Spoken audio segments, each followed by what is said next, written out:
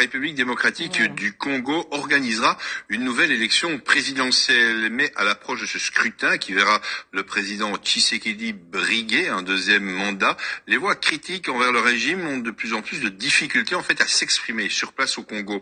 Un tournant autoritaire, on peut le dire, qui inquiète bien sûr les opposants politiques, la société civile et les journalistes. Explication, Benoît Feit. Répression de manifestants pacifiques, arrestations et assassinats d'opposants, un climat de terreur semble s'installer en République démocratique du Congo. Stanis Boujakara est le dernier à en avoir fait les frais. Cet éminent journaliste, correspondant du magazine Jeune Afrique au Congo, a ainsi été jeté en prison la semaine dernière. Son magazine venait de publier un article mettant en cause la sécurité militaire dans une sombre affaire d'assassinat politique. En fait, on veut pénaliser un journaliste qui est le plus suivi en République démocratique du Congo sur X, anciennement Twitter, qui est un journaliste particulièrement influent et qui est professionnel, objectif, équilibré, ce qui ne semble pas être une qualité aux yeux du pouvoir congolais. Un pouvoir incarné par son président, Félix Tshisekedi, qui semble bien décidé à réprimer toute forme d'opposition à l'approche des élections présidentielles qui doivent normalement se tenir en décembre. Je m'attaquerai sans hésitation, sans remords, à tout Congolais qui mettrait en danger la sécurité et la stabilité de notre pays. Peu importe ce qu'on en dira, violation des droits de l'homme, privation de liberté, je n'en démordrai pas. Un ton martial qui justifie désormais la répression à l'égard de la société civile, des journalistes et des figures politiques, comme Salomon Kalonda, le bras droit de Moïse Katumbi, une figure importante de l'opposition congolaise, actuellement jugé devant une cour militaire pour possession de documents secrets. Alexis de Soif est un des avocats belges de Salomon Kalonda. Pour lui, il ne fait plus aucun doute que son client fait l'objet d'un procès politique. Il est détenu arbitrairement dans le cadre d'un procès politique qu'on organise devant la cour militaire pour lui retirer ses droits de la défense, qu'on veut organiser rapidement pour le mettre hors jeu électoralement et pour nuire à son boss, qui est Moïse Katumbi, la principale menace pour la présidence de Tshisekedi. Une nouvelle affaire de répression ciblée de l'opposition qui n'augure rien de bon à 3 mois de la prochaine élection présidentielle. À présent... John Poy Ayaki Kotika Diato. Pour bala ça banzonzi qui pas na édition ya Tamba. Ayaki Kotika Diato na départ na biso poto kende aéroport. Ayaki compagnie Diato. Sikungai namoni John Poy na Diato bazo sur la wana. Biso toyebaki makamoni lekaki te toyoki kaka Franco Longoli Michelino alongoli Ndombe. Écoute, ngana ibisi Joski toke pa Franco atelemaki na coin ya mira 1 2 3 atelemika yemo toke kotala. Ayo. Bwana problème moko sobi wi. Joski bino. Est-ce que toko me majote ndega zawana? Abi ye? Ah abengi abi petit yaka ayi abi olingina memona poto ndenge penze salela yango wana kojo boyarbi kokende poto te problème ça nango te yaka ko s'attendre que akolbana yaka jour boye c'est comme Franco les y a le bio problème ça nango tabi banquero kanga valise na yo Jolbi. Potelo. Mais nous avons valise. Mais nous avons passé pour tout. Ah oui, kendeka ko kanga valise. Ah oui, la got. Ah oui, n'est que nous avons valise. Nazo mimo na poto lelo ce que to ket yo fuza na biso. Alors c'est que jo akamati mbangu lokola vanda soki na ikelemba soko yagani likelemba o ikelemba. Ikelemba. Voilà.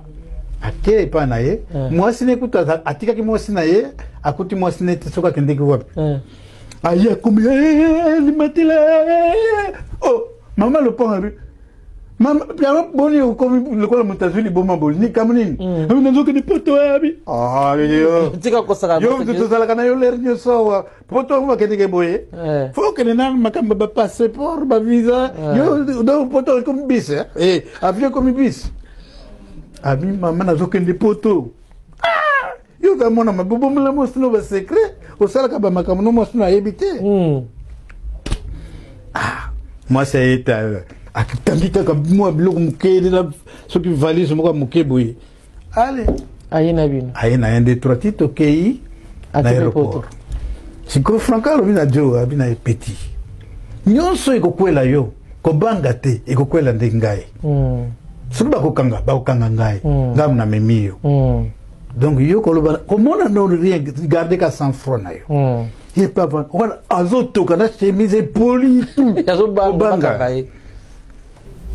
L'era yete comme na Belgique ezaki moi-même elekaki. Ya boy boko zoye wapi bokechi wa yambo. Oh. Quel beau gars.